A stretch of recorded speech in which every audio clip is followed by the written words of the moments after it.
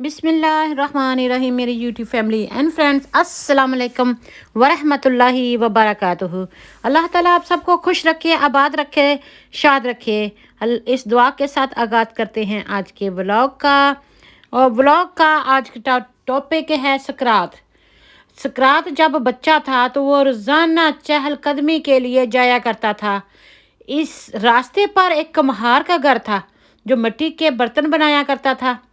वो कुम्हार के पास जाकर बैठ जाता और इसे गौर से तकता रहता, देखता रहता। इसे बर्तन बनने का अमल देखना बहुत अच्छा लगता था। एक दिन कुम्हार ने इसकी महवियत देखकर अपने पास बुलाया और पूछा, बेटा, तुम यहाँ से रोज़ गुज़रते हो और जब तुम यहाँ से रोज़ गुज़रते हो तो इसे गौर से देखते हो और मेरे पास बैठकर देखते रहते हो, तुम क्या देखते देखते हो? तो सकरात ने कहा, मैं आपको बर्तन बनाते हुए देखता हूँ और ये अमल देखना मुझे बहुत अच्छा लगता है। इससे मेरे ज़हन में चंद सवाल पैदा होते हैं मैं आपसे पूछना चाहता हूँ। तो मैं सकरात ने पूछा, मैं आपको बनाते देखता हूँ और ये अमल देखना मुझे बहुत अच्छा लगता है, इसलिए मेरे ज़हन में चंद सवाल पैदा होते हैं और मैं इससे पूछना चाहता हूँ। सकरात की ये बात सुनकर कुम्हार बोला, ये तो बहुत अच्छी बात है, तुम पूछो जो पूछना चाहते हो। और सकरात ने कहा, आप जो बर्तन बनाते हैं इसका खाका कहाँ से बनता है? तो कुम्हार ने कहा, इसका खाका मेरे ज़हन में बनता है। यह सुनकर सकरात जोश से बोला, मैं समझ गया, मैं समझ गया। कुम्हार हैरत से पूछा, क्या समझे? सकरात ने कहा, यही कि हर चीज़ की तख्लीक से पहले ख्याल बनता है। हर चीज़ तख्लीक से पहले ख्याल में बनती है। इसका मतलब है खालिक के ख्याल में हम पहले से बन चुके थे, तख्लीक बाद में हुई है हमारी। अब मेरा अगला सवाल ये है,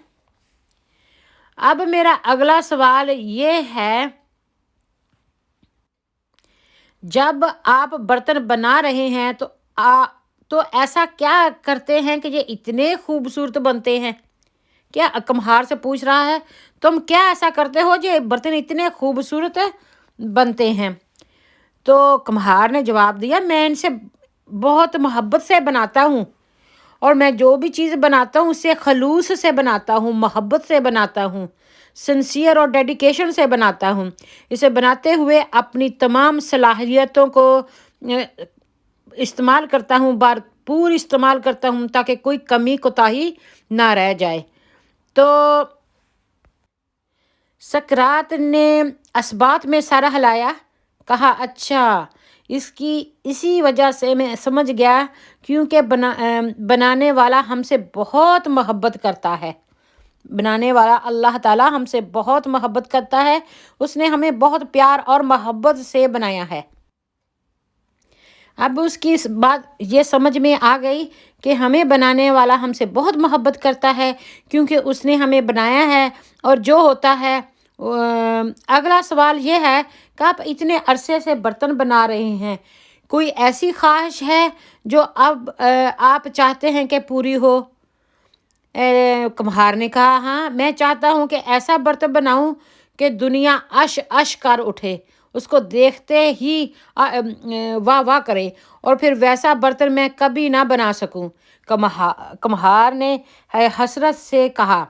ये सुनते ही सकरात उछल पड़ा, वाह, खालिक हर बार ऐसी तख्लीक करने की कोशिश करता है कि दुनिया बेइख्तियार अश अश कर उठे, क्योंकि खालिक को पता है कि जो मैं ये इंसान इस दुनिया में भेज रहा हूँ, इस जैसा कोई दोबारा नहीं आएगा।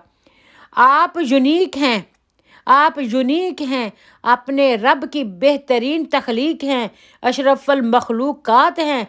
आपके खालिक ने आपको बेहतरीन बल्कि अहसन तकवीम से खलक किया है, बेहतरीन बनाया है। अपने आप को फजूल धंधों में فضول کاموں میں برباد نہ کریں، فضولیات میں خراب نہ کریں، اپنا ٹائم ضائع نہ کریں، لوٹ آئیں اور رب کی طرف۔ وہ تمہاری راہ تک رہا ہے، وہ تمہیں نیچر کی طرف دیکھتا ہے، اپنے آپ پر غور فکر کرنے پر کرتا ہے، قدرت کو غور و فکر کرنے کا تلقین دیتا ہے تاکہ تم اللہ تعالیٰ کے محبوب بندے بن جائیں۔ اللہ تعالیٰ قرآن پاک میں فرماتا ہے کہ میری بنائی ہوئی دنیا پر غور و فکر کرو، یہاں حد نظر تک تمہاری نظر جائے گی، تمہاری نظر تھک جائے گی۔ اللہ تعالیٰ کی تخلیق یونیک اور بہترین ہوگی، کوئی اس کا مقابلہ نہیں کر سکتا۔ اللہ تعالیٰ نے انسان کو بڑی محبت سے، بڑے پیار سے، بڑے بہترین طریقے سے پیدا فرمایا ہے اور سب مخلوقوں سے بہترین بنایا ہے، اشرف المخلوقات بنایا ہے۔ اپنے آپ کو پہچانیں، اپنے آپ کو پہچانیں، اپنی قدر خود کرنا شروع کریں تاکہ دوسرے لوگ بھی آپ کی قدر کر سکیں۔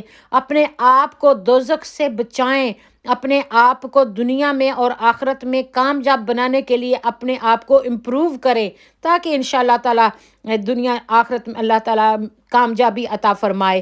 تو یہ اللہ تعالیٰ کے جو پیارے ولی ہوا کرتے تھے، وہ اس طرح غور و فکر کرتے تھے اور سوچتے تھے، سمجھتے تھے، تدبیر کرتے تھے تاکہ وہ اللہ تعالیٰ کی نیچر کو پہچان سکیں۔